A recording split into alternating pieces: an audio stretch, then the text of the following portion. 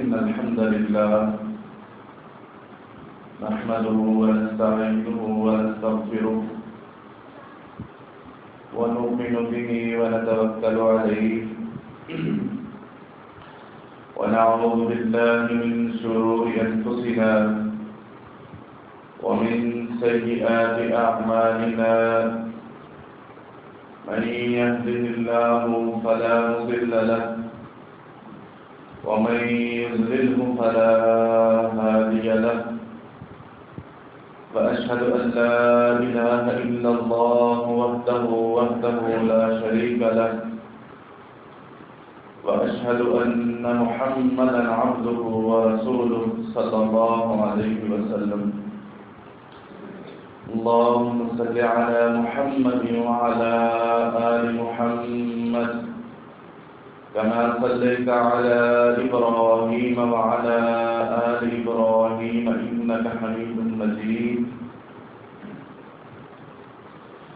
اللهم بارك على محمد وعلى آل محمد كما باركت على إبراهيم وعلى آل إبراهيم إنك حميد مجيد أما بعد فإن خير الحديث كتاب الله وخير الهدي هدي محمد صلى الله عليه وسلم وشر الأمور محدثاتها وكل محدثة بدعة وكل بدعة ضلالة وكل ضلالة في النار أعوذ بالله من الشيطان الرجيم بسم الله الرحمن الرحيم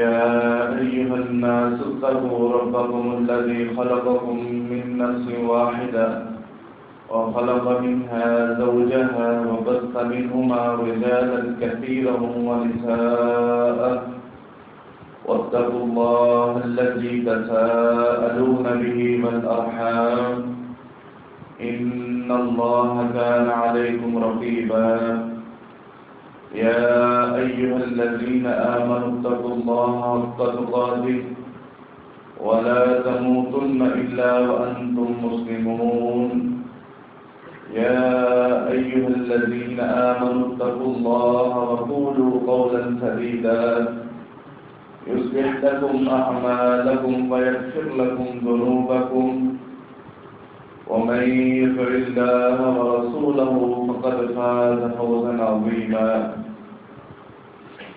رب اشرح لي صدري ويسر لي أمري واحلل عقدة من لساني يفقهوا قولي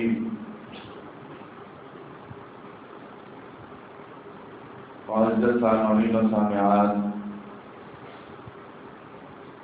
اللہ ہم سب کا خالق و مالک ہے۔ دنیا کے اندر جتنے بھی تعریفی کلمات ہیں، کبریائی اور بڑائی کے جملے ہیں، ان سب کا حقیقی مستحق اللہ تعالی ہے۔ درود و سلام ہو ہمارے حقیقی پیر و مرشد، محسن و مربی، پیشوا مقتدا، سید الاولین والآخرین جناب محمد رسول اللہ صلی اللہ علیہ وآلہ وسلم کی ذات اقدس پر۔ رمضان المبارک کا آج آخری جمعہ ہے۔ اللہ تعالیٰ نے اپنی بے شمار نعمتوں میں بہت بڑی نعمت ایک رمضان کو بنایا ہے، اور اللہ نے کلمے کی ہدایت کے ساتھ رمضان کو ہماری زندگی میں بھیجا ہے۔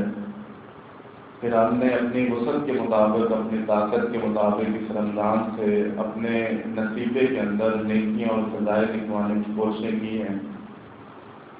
اللہ تعالیٰ سے خالصاً یہ دعا ہے کہ مالک الملک ہماری نیک تمنائیں، ہماری آرزوئیں، ہماری عبادتیں، ہماری بھوک، ہماری پیاس، ہماری التجائیں اپنی بارگاہ کے اندر قبول فرمائے۔ حضرت عبداللہ بن عمر رضی اللہ عنہ کی روایت ہے، ان کے ایک بڑے مشہور شاگرد ہیں، ان کا نام ہے نافع۔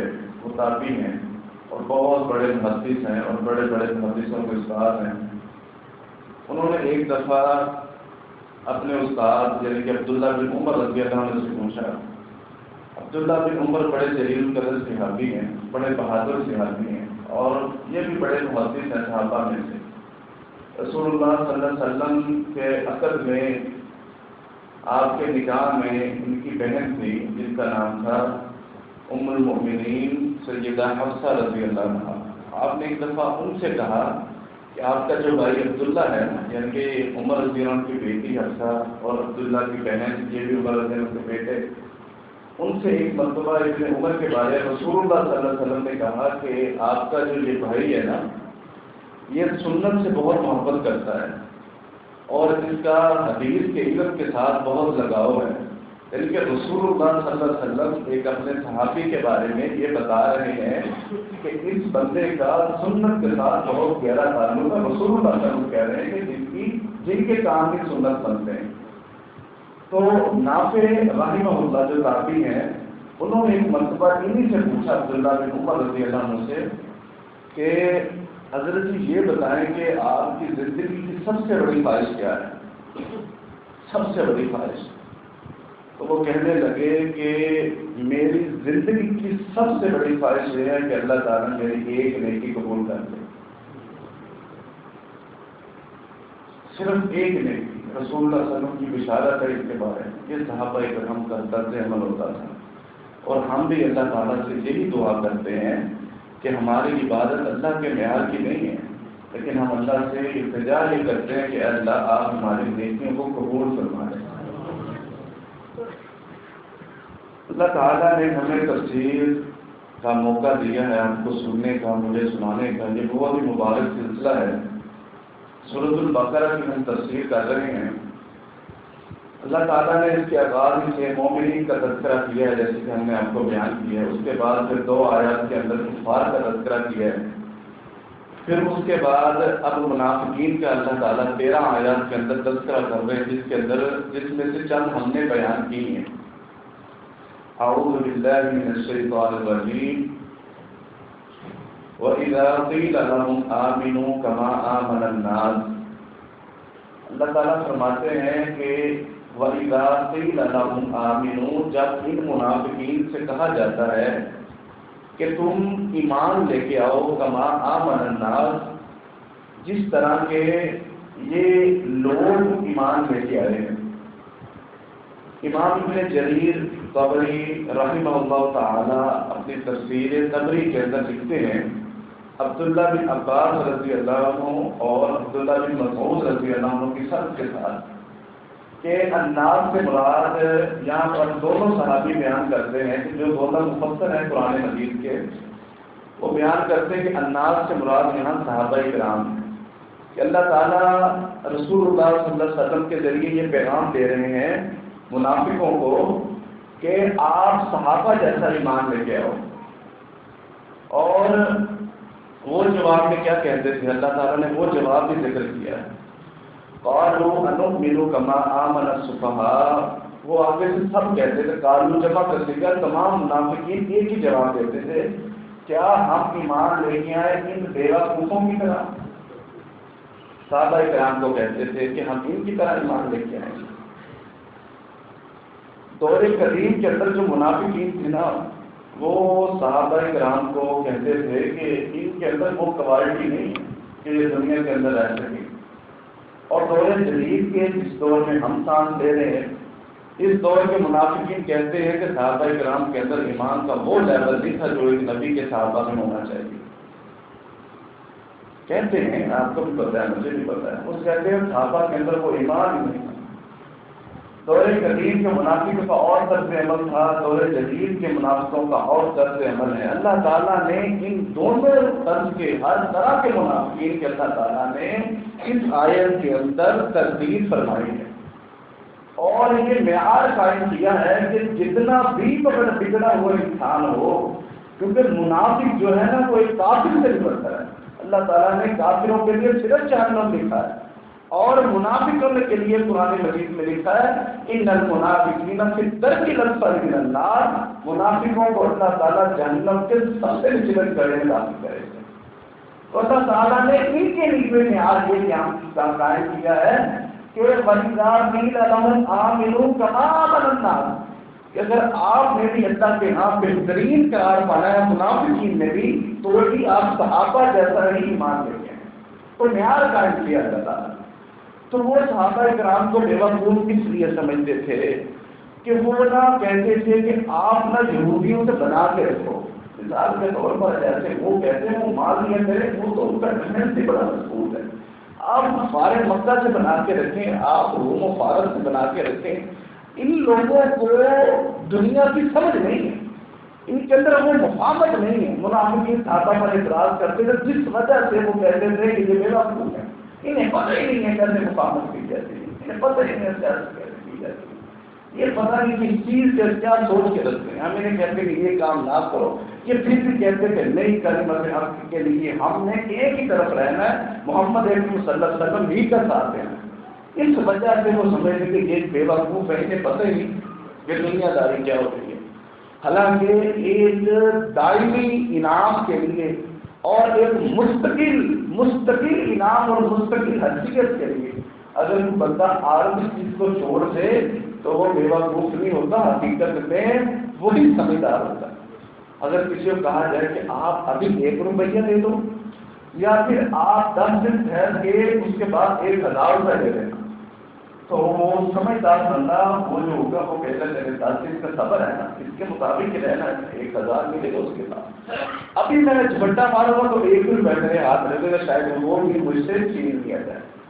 تو یہ عقل مندی کی نشانی ہے۔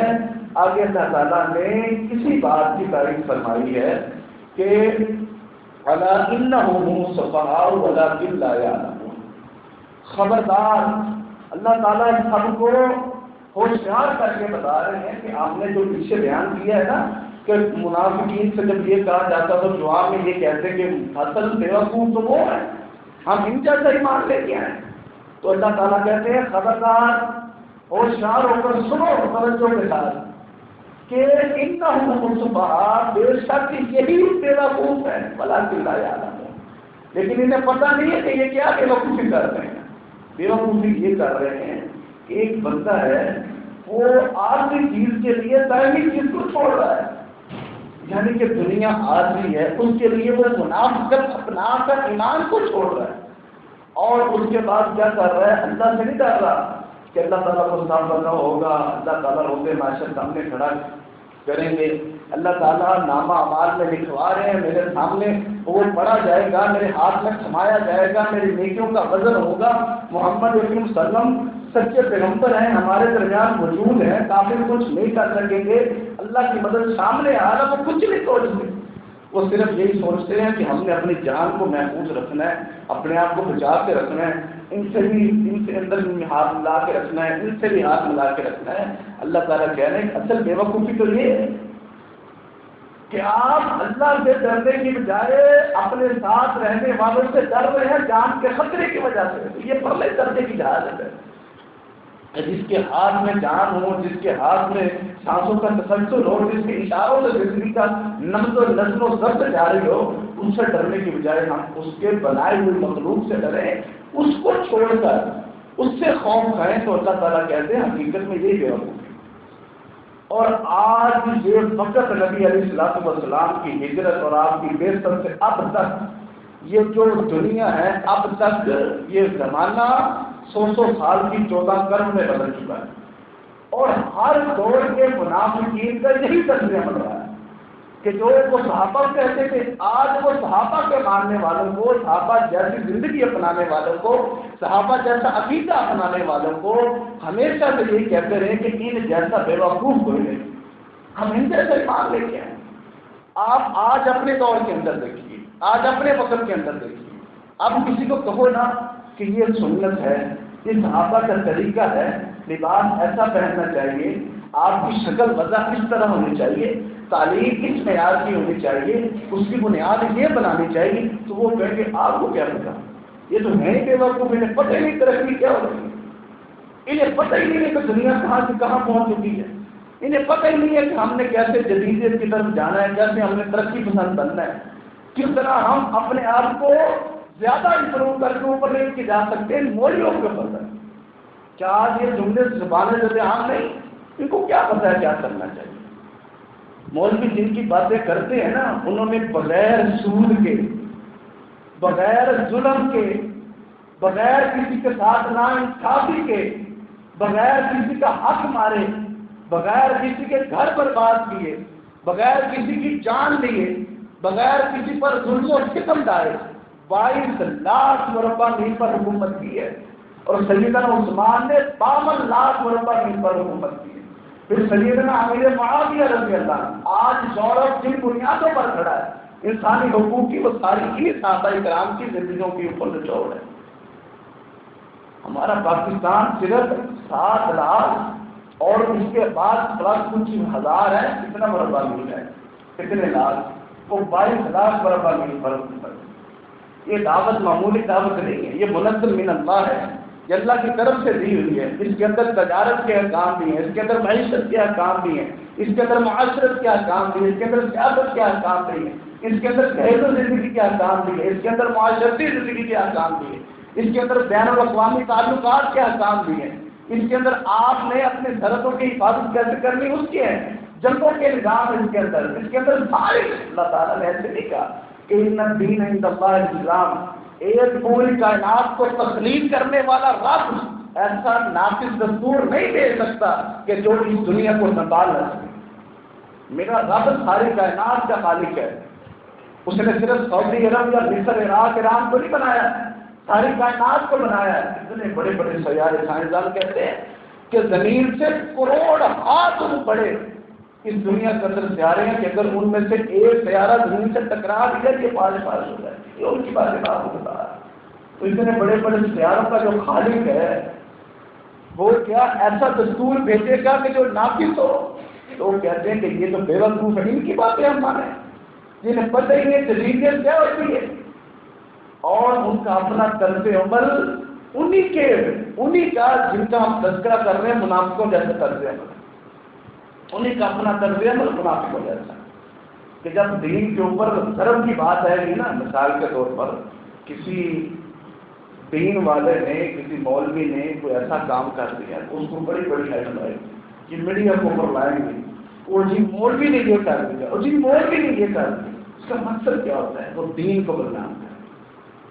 اور آج کا یہ نقطہ یاد رکھیے گا اور اس کو آزما کے بھی دیکھ لیجیے گا کہ جس کسی نے بھی دین پر تنقید کرنی ہو اور وہ اس کی ہمت نہ رکھ سکتا ہو تو وہ کیا کرے گا؟ وہ مولوی پر تنقید کرے گا، اور یہ مولوی ہونے ہی ہے، اور سارے مولوی بنے ہوتے ہیں ایسا بیڑا کر کے یہ ہمیں ترقی نہیں کرنے دیتے۔ ہم نے پوچھا کہ ہم آپ کو کیا ترقی کریں؟ آپ کی وجہ سے یہ ترقی نہیں کر رہا، ہم کہہ رہے کہ آپ ترقی کرنا چاہ رہے ہیں، اتنے سال ہو گئے جو آپ نے ترقی نہیں کر پا رہے، آپ اپنا تعلیمی لیول چیک کریں۔ مولوی مدرسوں میں پڑھاتے ہیں، مولوی مدرسوں میں پڑھتے ہیں، پوری دنیا کے اندر آپ ٹاپ 5 کے اندر پاکستان کے مدارس ہیں، جائیے سرچ کر کے دیکھیے ٹاپ 5 کے اندر اسلامی تحقیق، اسلامی تعلیم، اسلامی تدریس، اسلامی قراءت اور اس کا سارا نظام، تبلیغ کا نظام ٹاپ 5 کے اندر۔ آپ اپنی یونیورسٹیاں دکھائیں 150 سے بھی نیچے ہیں، جائیے چاہیے سے ہم ترقی کرنے نہیں دیتے۔ ہم نے ہم سے کہا کہ ایک وائرس ہے، میں آپ کو یہ منافقت کی مثالیں دے رہا ہوں، دھیان سے سنیے۔ ہم نے کہا کہ آپ نے ہم سے کہا کہ ایک وائرس آیا ہے، ہم نے کہا کہ کیا کرنا ہے؟ ہمارے لیے کیا حکم ہے؟ دین سکھاتا ہے، ریاست کی تابع داری، اور ہم نے ہمیشہ وہی کر کے دکھائی۔ انہوں نے کہا جی کیا کرنا ہے؟ ہم نے پوچھا جی کیا کرنا ہے؟ کہا جی آپ نے نا ایسے ایسے نماز پڑھنی ہے، خطبہ مختصر کر دو، یہ کر دو، وہ کر دو۔ ہم نے ساری باتیں مان لی۔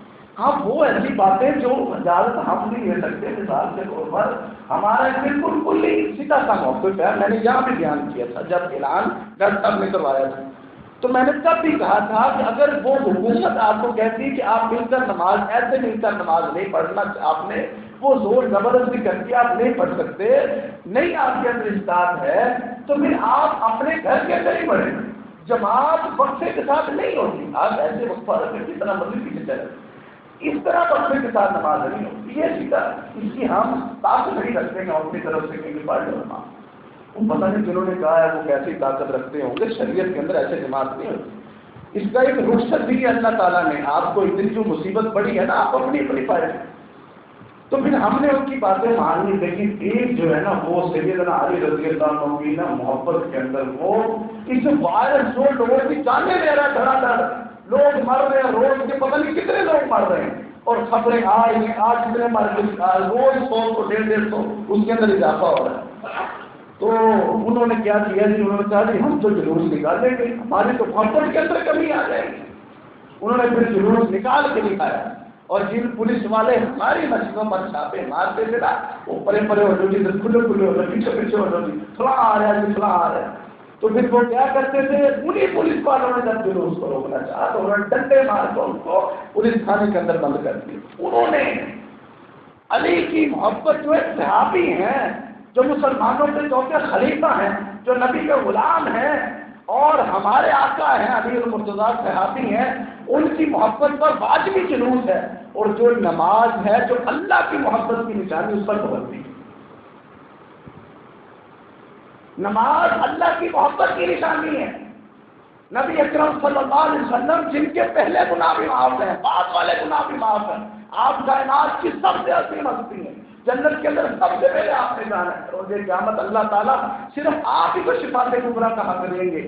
آپ کہتے ہیں کہ قرۃ عینی الصلاۃ میری آنکھوں کی ٹھنڈک نماز کے اندر ہے. بین العبد و بین الکفر ترک الصلاۃ. ایک بندے مسلمان اور کافر کے درمیان فرق کرنے والی چیز نماز ہوتی ہے. اس نماز پر تو پابندی ہم مان لیتے ہیں لیکن وہ ایک صحابی کی محبت میں جلوس واجبی ہے. جبکہ اللہ کی محبت میں پڑھی جانے والی فرضی نماز جسے قرآن فرض کہے حدیث فرض کہے اس کے اندر پابندی جو کہ بیماری میں گری ہوئی یہ منافقت ہے.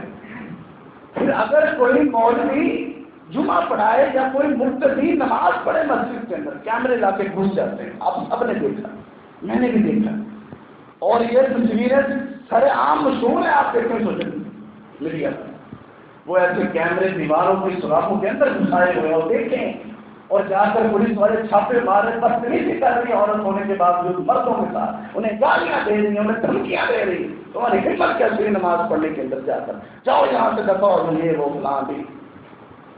اور وہاں پر جا کر انہوں نے میڈیا سارا دن 10 گز لمبی زبانیں مسجدیں کیوں نہیں بند ہو رہی مسجدیں کیوں نہیں بند ہو رہی مسجدیں کب ہوگی مسجدیں بند. 50 چینل ہیں 80 کے قریب پاکستان کے اندر نیوز چینل ہے 80 کے قریب اور وہ سب کے سب جتنے بھی وہ وہاں پر پیسے لے کے وہاں پر وہ شو کرتے ہیں ہر کوئی مسجدیں کیوں نہیں بند ہو رہی. کوئی کسی مولوی کو ٹیلی فون پہ لے رہا ہے وہ کسی کو اسٹوڈیو میں بٹھا کر مسجدیں کب بند ہوگی جی مسجدیں کب بند ہوگی. اور جب انہوں نے اسی کورونا کے سے سارا معاملے کا جب انہوں نے سارا جلوس نکال دیا نا تو پھر میڈیا پر کوئی نہیں بولا کوئی ایک ہی بولا. یہ منافقت نہیں ہے تو اور کیا ہے. اور یاد رکھیے منافقین کا یہ طرز عمل نہیں رہا کہ وہ کلی طور پر کہتے ہیں کہ یہ دین نہیں صحیح. اللہ تعالیٰ نے قرآن مجید میں یہی بیان کیا کہ وہ مسلمانوں کے پاس آ کر کہتے تھے ہم تو آپ کے ساتھ ہیں. اذا جاءك المنافقون قالوا نشهد انك رسول الله. تو محمد اکرم صلی اللہ علیہ وسلم کے منہ پر آ کر کہتے تھے کہ ہم گواہی دیتے ہیں کہ آپ اللہ کے رسول. لیکن بعد میں یہودیوں کو جا کر کہتے تھے تو ہم کو آپ کے ساتھ ہے. ان کو تو ہم نے بیوقوف بنایا. یہ قرآن کی آیات ہے آگے ہے اس کے بعد ہم کو آپ کے ساتھ ہیں. بیوقوف ہم نے ان کو بنایا ہوا ہے. حقیقت میں ہمارا آپ کے ساتھ. اور یاد رکھیے مسلمانوں کے اندر جو کالی بھیڑیں ہیں جو دین کو بدنام کرتی ہیں جو دین کو خراب کرتی ہیں آپ دیکھیں کہ یہ منافقین انہی کو پروموٹ کرتے ہیں یہ انہی کا ساتھ دیتے ہیں کیونکہ انہیں پتہ ہے کہ یہ ہمیں تو کوئی نقصان پہنچنا نہیں. نقصان تو پہنچنا ہے مسلمانوں کو. اس لیے لہذا ان کا ساتھ دو ان کی حفاظت کرو. اور آپ کوئی اور مولوی آپ یہ کرنا اگر کوئی بندہ کہے یار میں یا کسی اور کے بارے شخص کے بارے میں بات کرے کہ یار یہ جو ہے نا یہ مولوی ہونے کے باوجود بھی غلط ہے اور اس وجہ سے غلط ہے باقی سب مولوی ٹھیک ہوتی یہ کیا بات ہوئی مولوی ہوتے نہیں صحیح. ایک بندہ اس کی غلطی کی وجہ سے آپ پوری کی پوری اس کی جتنے بھی نسبت رکھنے والے لوگ ہیں سب غلط ہیں. ہم کہتے ہیں کہ رسول اللہ صلی اللہ علیہ وسلم کفار مکہ کے خاندان میں سے تھے. ہم کہتے ہیں کہ وہ سارا خاندان غلط تھا. اللہ نے ان میں سے سید الشہداء حمزہ رضی اللہ عنہ کو مسلمان کیا. ان میں سے آپ کے چچا عباس رضی اللہ عنہ کو مسلمان کیا. ان میں سے کائنات کا سردار بنایا حضرت محمد صلی اللہ علیہ وسلم. کائنات کا سردار بنایا جو کہ انسان ہونے کے حوالے سے کامل تھے, جو نبوت کے حوالے سے کامل تھے. ساری دنیا کے اندر جنہوں نے ایک ہدایت کا نور لے کر ہوا ہے. اور آپ نے دیکھا ہوگا کہ وہ یہی میڈیا ہے نا. اگر کوئی بندہ یہاں پر بات کرے نا, ہمارا ایک وزیر بھی ہے حکومت کا, اس کو کوئی اپنی سیاسی محرومیاں ہیں, اس کو کوئی اپنا کو منہ نہیں لگاتا, وہ بھی اٹھ کر کہتا ہے کہ مولوی ترقی نہیں کر رہے. اور یہی میڈیا جو کہتا ہے کہ ہم ترقی کرنا چاہتے ہیں اور ترقی نہیں کر پاتے ہیں. انہوں نے جب موسم کی صورتحال بتانی ہوتی ہے, گوگل سے جاتے ہیں, ناسا کو دیکھتے ہیں کہ وہ ہمارے خطے کا کیا موسم بتا رہا ہے, وہ کاپی کر کے یہاں پر نیوز چینل پہ ڈال دیں. یہ میرا چیلنج ہے, جائیے میری بات کو غلط ثابت کیجیے. ہم ترقی نہیں کرنے دیتے. ہم کہتے ہیں, میں کہتا ہوں بنیے آپ سائنٹسٹ بنیے, بڑے بڑے سائنٹسٹ بنیے. اور یہ بھی دعویٰ سائنس کے اسٹوڈنٹ آپ کو پڑھے, تحقیق کریں, وہ نہ پڑھے جو آپ کو پڑھایا جا رہا ہے. خود سرچ کریں اس کے اوپر. دنیا کے اندر آج جتنی بھی تھیوریاں کام کر رہی ہیں, الحمدللہ یہ میرا مطالعہ ہے کہ دنیا کے اندر جتنی بھی تھیوری کام کر رہی ہے آج ٹیکنالوجی کے حوالے, سارے مسلم سائنٹسٹ اپنی بک میں لکھ کے گئے. ایروپلین سے لے کر آج موبائل فون تک اسی تھیوری پر یہ سارا کام ہے. ہاں ہماری سستی ہے مسلمانوں, ہم نے اپنے اسلاف کے ان کاموں پر عمل نہیں کیا. آج ہمیں ان کو بعد میں اور معاملات پر لگا دیا. آج ہماری توجہ اور طرف ہٹ گئی ہے, تو مسلمان اس پر کام, انہوں نے کام کیا. وہی کتابیں اٹھا کر آج دنیا کی مسلم اسلامک لائبریریاں بڑی بڑی جا کر دیکھیے, کوئی رشیا کے اندر ہے, کوئی یونائٹیڈ کنگڈم کے اندر, کوئی یو ایس اے کے اندر, بڑی بڑی لائبریریاں. کیوں ہے اس کے اندر اسلامک بکس کیوں پڑھتے ہیں وہ؟ آج ان کے اندر بک پڑھنے کا شعور کیوں, اور ہمارے نوجوانوں کے اندر نہیں ہے. وہ ہمارے بہت چیزیں لاتے ہیں.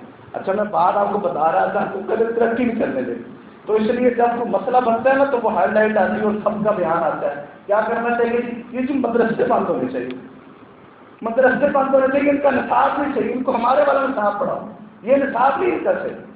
ہم کہتے ہیں اچھا جی. پھر ایک دن آتا ہے کچھ عرصہ پہلے, جو بڑے پڑھے لکھے ڈاکٹر ہوتے ہیں نا اور بڑے تجربہ کار قانون دان وکیل ہوتے ہیں, وہ آپس میں لڑتے ہیں. آوارہ گلی کے آوارہ لوگوں کی طرح لڑتے ہیں, پڑھے لکھے ڈگری ہولڈر. پھر ایک بندہ بھی میڈیا پر اوپر آ کر نہیں کہتا کہ ان دونوں کا یار نصاب ہی بدل دو. یہ تو لڑتے ہیں سڑک کے اوپر سر. مولوی باہر نکلے, وہ مولوی نہ بھی ہو, صرف اس نے داڑھی رکھی ہو اور سر پہ پیس پہ ٹوپی رکھی ہو, تو مولوی سارے غلط. اگر ایک جتھا بن کر دو پڑھے لکھے ڈگری ہولڈر اور دنیا میں سلوٹ مارتی ہو, وہ آپس میں آوارہ لڑکوں کی طرح لڑے, تو ان کا نصاب تبدیل کروانے کی ضرورت نہیں ہے. کہتے ہیں میڈیا یہ منافقت سے بھری ہوئی بات ہے. وہ منافقین کیا کرتے تھے اور آج کے منافقین کیا کرتے ہیں, دونوں کا طرز عمل ایک ہی ہے. اسلام جدیدیت کو نہیں روکتا, اسلام کسی ترقی کو نہیں روکتا. اسلام کا ایک سیدھا سا اصول ہے کہ معاملات عبادات, اسلام میں دو ہی چیزیں ہیں, یا عبادات ہیں یا معاملات ہیں. عبادات کے اندر سیدھا سا قاعدہ ہے کہ جو عبادت آپ نے کرنی ہے اس کا دلیل وجود ہونی چاہیے, ورنہ کوئی عبادت نہیں. جس کی دلیل نہیں ہے وہ عبادت نہیں. ٹھیک ہے. اور دوسرا اصول ہوتا ہے معاملات, دوسری چیز ہے معاملات. اس کے بارے میں اصول یہ ہے کہ ہر چیز جو ہے نا, ہر چیز وہ جائز ہے.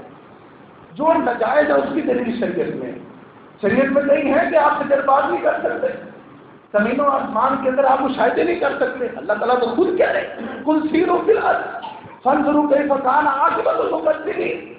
آپ زمین کے اندر سیر کرو, اس کے اندر جائزہ لو اور آپ دیکھو کہ وہ کن سے کون سی غلطی ہوئی اور آپ نہ کرو وہ غلطی. یہ معاملات نہیں ہوتے, ہمیں سمجھنے کی کوشش کرنی چاہیے اور ایک منافقانہ طرز عمل سے رکنا چاہیے, باز رہنا چاہیے. یہ کیا ہوا کہ ہماری دوریں کسی دوسروں کے ہاتھ میں, کہ وہ ڈیسائیڈ کریں گے کہ ہمیں کیا دیکھنا ہے, ہمیں کیا بننا ہے, ہمارا کیا اوپینین ہونا چاہیے. جب وہ کہیں کہ ہمارا اوپینین اسلام مخالف ہونا چاہیے, ہر زبان کے اوپر ہو, ہاں جی بالکل یہ صحیح کہہ رہے ہیں, آج کل تو یہ معاملہ ایسے نہیں ہے. ہمارے بزرگوں سے لے کر ہمارے بچوں تک وہ ڈیسائیڈ کرتے ہیں جو خود پیڈ ہے، لیکن خود وہ پیسوں کو لے کر سارے معاملات کرتے ہیں. اور ایک صحافی پچھلے دنوں آپ گفتگو سنی، وزیر اعظم پر ایک الزام لگا کہ وہ اسرائیل کو قبول کرنا چاہ رہے ہیں. وہ صحافی کہتا ہے، بڑا صحافی ہے ملک کا، بڑا اور بڑا صحافی، وہ کہتا ہے کہ صحافیوں نے ہی اس کو مشورہ دیا تھا کہ آپ اسرائیل کو قبول کریں. اور یہ ہمیں بتائیں گے کہ اسلام کیا ہوتا ہے اور اسلام نے کیا کرنا ہے، اسلام نے کیا نہیں کرنا. ہمیں یہ سمجھنے کی اللہ توفیق دے کہ یہ اسلام مکمل ضابطہ ہے. یار اللہ تعالیٰ نے منافقین سے اسی لیے بڑے، دیکھیں نا، مومنوں کا تذکرہ کیا 5 آیات کے اندر، کافروں کا تذکرہ کیا 2 آیات کے اندر، منافقوں کا اللہ تعالیٰ نے کئی اور صورتوں کے علاوہ یہاں پر صرف سورہ بقرہ کی ابتدا میں 13 آیات کے اندر تذکرہ کیا ہے تاکہ ان کے کرتوت کھل کر سامنے آ جائیں. یہ چھپا ہوا کفر ظاہری کفر سے زیادہ خطرناک. اللہ تعالیٰ ہمیں صحیح سمجھ کی توفیق عطا فرمائے. وآخر دعوانا الحمدللہ رب العالمین.